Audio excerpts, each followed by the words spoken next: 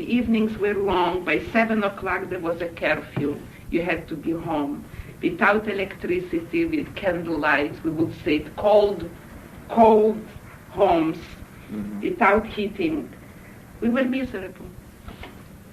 And I thought, at that time I got very friendly with Halina. We used to see each other every day almost. And we were talking, we walked, and I told her that I'm very lonesome, I have no friends, And so she said the same with her, and we started spontaneously seeing each other. It was very good for me, it was good for her, and that's why we are such good friends, At that time, I also met, before they closed the ghetto, I met Hendrik. We two of us met Hendrik. And we used to meet him occasionally because we were lonesome. We just wanted to have some company. Yeah. And he was a fellow who wanted to see us, He's Polish, right? He's Polish, yeah. He's not Jewish. So you met him, he was living outside? He was living, we met him, luckily for us, before they closed the ghetto. We used to take walks to a park, and we sat once on a park bench, the two of us, in a beautiful park. And he came along with a little dog and sat on our bench. The dog started to play with our feet, with our legs, We started a conversation. Yeah. At that time, he was very lonesome because they lived in Poznan. But the Germans evacuated all the Polish people from Poznan. It was a German town. It was a town under the German influence always. And when they took over Poland, they made a real German town out of Poznan, and they evacuated many Poles, or many Poles ran away from there on their own, I don't know. Mm-hmm. He came to live with his family, with his parents and 6 sisters in Warsaw, and he didn't know a single soul. So when we started the conversation, we were 2 young girls. He was a young fellow. So he somehow became very friendly with us. So we used to meet and go for walks or sit in a cafe. And when they closed the ghetto, he still maintained the contact with us through a telephone. We used to call him, he used to call us. And occasionally he would put we had to wear the bands with the star on it. Yeah. He would put in a band and smuggle himself into the ghetto and bring us some food, things that he knew that we didn't get, like butter for my mother. Once I asked him if my mother used to say, if I could have a piece of butter, if I could have a piece of this, a piece of white bread, I don't know what I would give now for it. And people are hungry. So he would smuggle in for me, for Halina, for me, for her parents, and so on. He was so good. He even smuggled in a chicken alive, because he knew that my mother wouldn't eat a non-kosher chicken that had to be slaughtered by a shoichet, by a slaughterer. So he, under his coat, a chicken alive one day. So my mother, through the Germans, through the Polish and the Jewish guard, somehow he bribed them or whatever, I don't know, with a live chicken. Mm-hmm. So for my mother, he was so good. He really saved us. He really saved us many times. It was fortunate to have met him then. Yeah, very fortunate. For me especially, because he helped me to escape from the ghetto later. He used to come to our house before they closed the ghetto, and he met my parents. And my mother would say, I'm afraid for my daughter, she's so young. What will happen to her? He would say, Mrs. Friedland, don't worry, I'll do anything in my power to save her, to help her, and so on and so on. And he really did. Mm-hmm. He really did. My mother would say, I'm old, I can die, but she has to live, meaning me, I was young. So I want her to live. So he would say, don't worry, I'll do everything possible to help her. And this is, almost it was like a commitment, for him, that he really did his best to help us all the time. He's sort of one of the righteous Gentiles or something. That's right. That's very few left like that. Yeah. And he did it out of sympathy and affection and everything else. So after they closed the ghetto, So have they closed? Yeah, and also don't forget the ghetto. In the beginning, was quite a big part of Warsaw was designated for the ghetto, and then the Germans thought that we have it too good, and they diminished the ghetto. They took many parts, they cut off certain streets, and they made like what we call the small ghetto. Before it was a ghetto, and later we called it the small ghetto. So again, they pushed us together like sheep, one on top of the other one. Homes became more congested.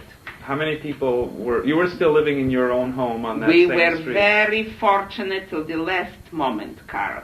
Till almost the last moment to be in our own home, to sleep under a roof and in our beds. Were there other Cold, people in yes, the house? so then we had to take in some people.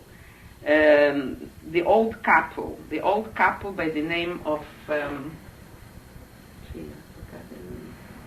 now at this moment, I can't think of their name, I knew it, but a very nice old couple. We had to share the kitchen privileges, and we had only one bathroom, and the man was a sick man. It was very hard. They were hungry, we were hungry, and when people are hungry and strangers live in your house, you start fighting with them. I remember my mother having an argument. My mother was such an angel. They used to call her the angel of Franciszkańska Street. Why did they call her the angel? Because when there used to be the bombardment and we used to sit in the undergrounds, in the cellars, and we lived on the second floor, my mother wasn't afraid of the bombs.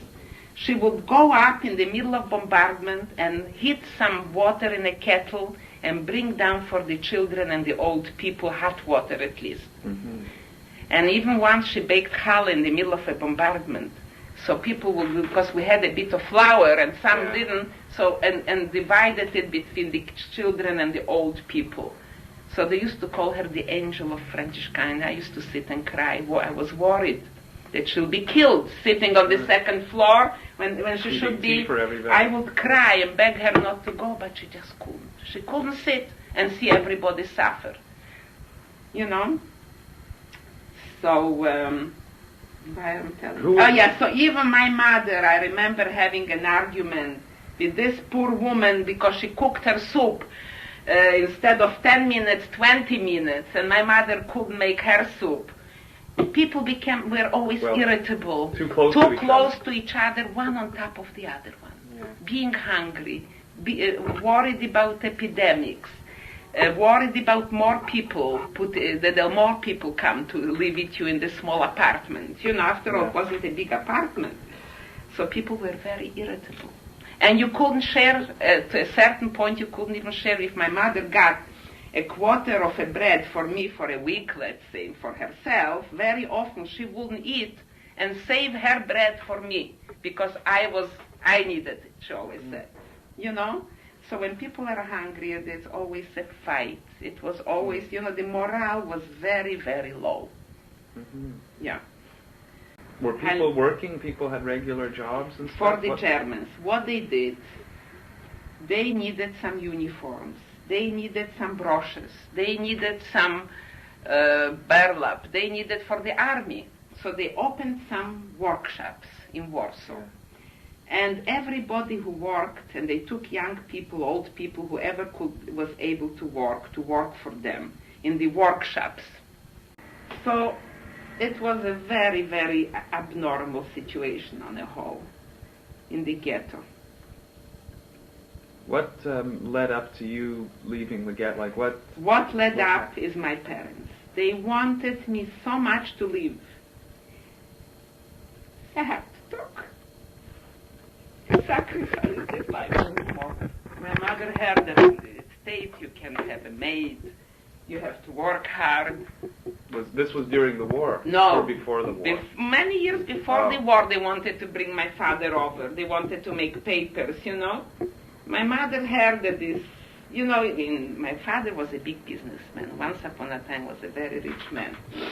And my mother had a maid, and she had the governess for me, for my brother. Once upon a time, they could afford this, So So my mother heard that life is very hard, which indeed was very hard for the Jewish people in the States. You know, the immigration. Now we read about this. But she heard.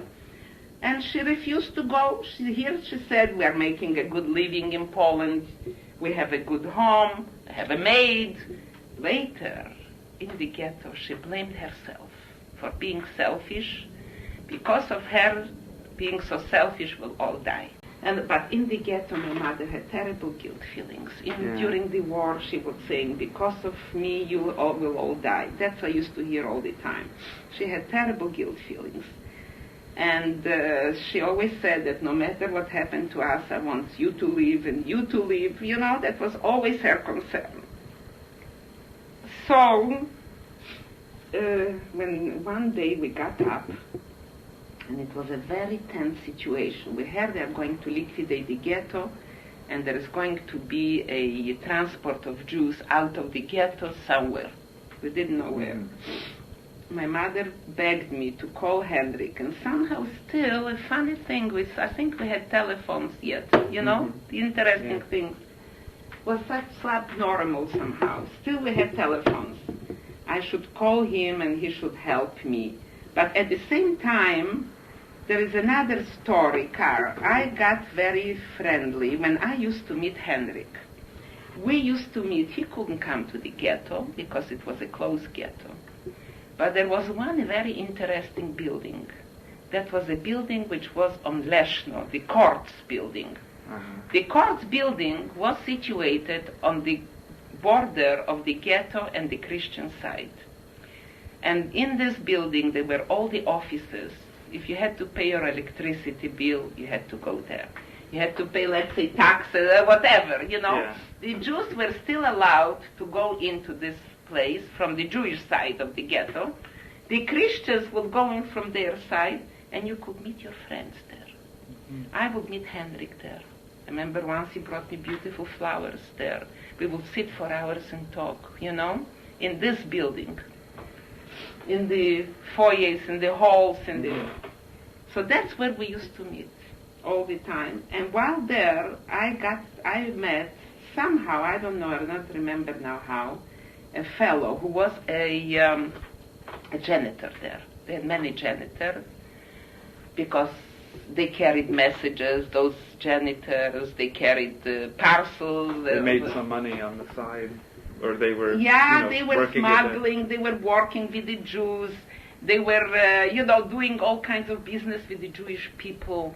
They were still people who, the Germans didn't reach them with their goods, they grabbed from the big ones, the small ones still had a bit left.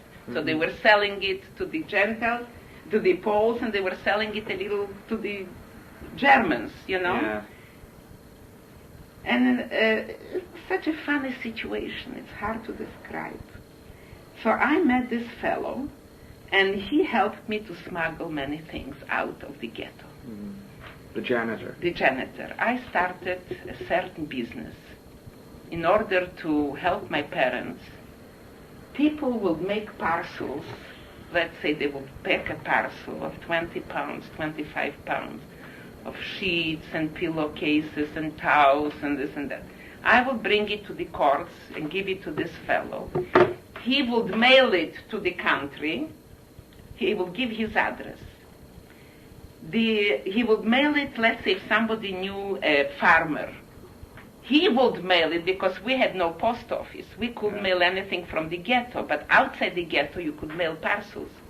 He would mail it for me, and in return he would get, let's say, 20 pounds of beans on his address. He will smuggle it he will take it into his office.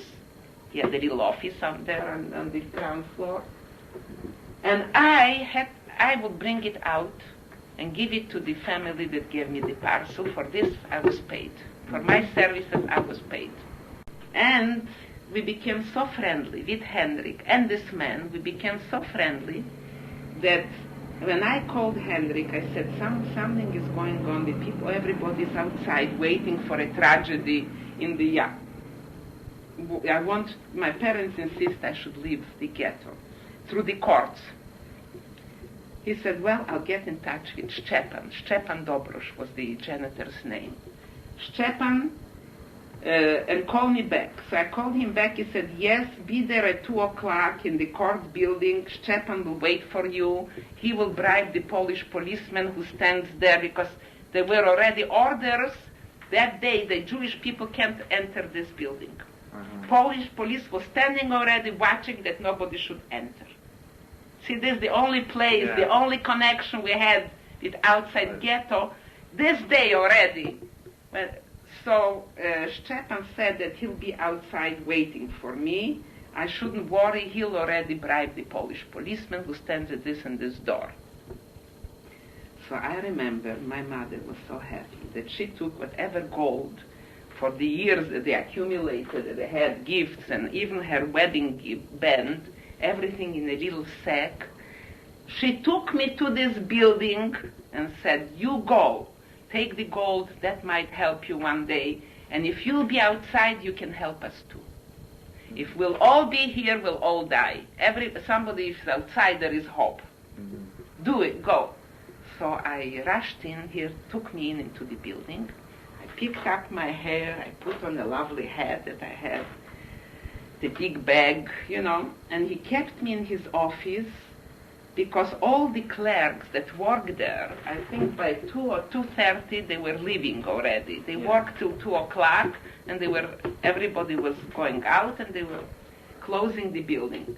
So 2 o'clock, when all the clerks, and there were quite a few, all the people that worked in this building were leaving, they took me, Hendrik on one side, Stepan on the other side, walking as we would be people that worked there. Going home. Yeah. The Germans were already standing every few feet, a gendarme with the gun pointed with the, with the blade, pointed like this in case somebody will smuggle out. I don't know. Already there was this tension, even on their side, the Christian side, because never was there so many soldiers standing outside with their guns, with the bayonets. And I looked them straight in the face. And with the 2 tall blonde guys beside me, I walked through, and they didn't even bother stopping me, luckily enough, Otherwise I wouldn't be here already. And when they took me out, they faced the question what to do with me. Where shall I go? What will they do? Henryk lived with a mother, father, and 6 sisters. Stepan lived with his pregnant wife in 1-room apartment. And he was a janitor of this tiny little building, and he was a janitor in the court building, and they made a living this way. What to do with me? They didn't know. Stepan said, I'll take her. You can't take her to your house with your parents, your mother having a heart problem, heart sickness, the weak heart. I will take her. That he took me into his 1-room apartment. And his wife probably wasn't too happy, but she had no choice. He brought me there. And what are we going to tell the tenants? Who is she that suddenly came to live with us? We'll say that since I'm pregnant, expecting a baby, I can't work too hard. And this is a cousin from the country that came to help us. My cousin from the country. So you were the cousin from the country? I was the cousin from the country that came to help her in the chores around the home, because she was expecting a baby, and she wasn't strong enough to wash steps and clean yards, the yard and so on. I couldn't sit. In the beginning, they were afraid even to show me. They had a little kitchen behind the curtain. So, and also being the janitor, they were in charge of the rations for the tenants. Once a week they would come and take the little cards for milk, a little card for breads. They were the one dividing. The janitor always was in charge of it, of each building. So when somebody came for the cards, we heard somebody come down the steps. I was hidden right away, standing behind this curtain in the kitchen. In the kitchen, which was the same room, without moving, who knows how long. They shouldn't see me. Then we realized it wasn't safe. It wasn't good for me to stand there calm. So that's when we started to say that I'm a cousin who came to help her, you see.